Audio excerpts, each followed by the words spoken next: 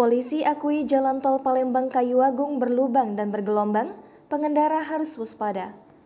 Polisi mengimbau masyarakat ekstra hati-hati saat berkendara melewati tol Kayu Agung Palembang. Ini setelah adanya peristiwa kecelakaan yang merenggut satu korban jiwa sehari sebelumnya dan beberapa kecelakaan yang terjadi di ruas tol tersebut. Polisi yang melakukan olah TKP di kilometer 362 ruas Bakauni Palembang wilayah Ogan Ilir itu menjumpai sejumlah titik jalan berlubang dan bergelombang. Namun, juga di sejumlah titik jalan ada yang diperbaiki dengan cara ditambal. Selain berlubang, kondisi jalan yang bergelombang juga dapat mengakibatkan kecelakaan. Dengan kondisi ruas tol Kayu Agung Palembang yang banyak terdapat kerusakan jalan, polisi sekali lagi mengimbau masyarakat berhati-hati.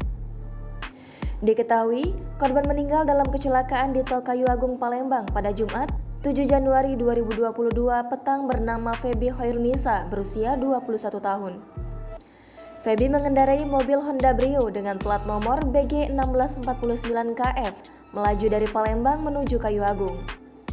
Menurut Alka, kendaraan melaju dengan kecepatan antara 70 hingga 80 km per jam. Kendaraan lalu hilang kendali dan oleng ke kanan dan menabrak median pembatas jalan. Akibat benturan yang keras, pengemudi terlempar dari dalam mobil. Berdasarkan video yang menyebar, tubuh Feby terkapar di jalan dengan posisi tertelungkup. Sementara kendaraan miliknya rusak berat di bagian depan. Menurut Alka, korban menghembuskan nafas terakhir saat dalam perjalanan menuju rumah sakit. Dikatakannya tak ada penumpang lain selain korban di dalam mobil. Dia berkendara seorang diri. Tribunsumsel.com telah berupaya menghubungi Deputi Operasional Pembangunan Tol Kayu Agung Palembang dari PT Waskita Sriwijaya Tol, Yusuf Arosadi.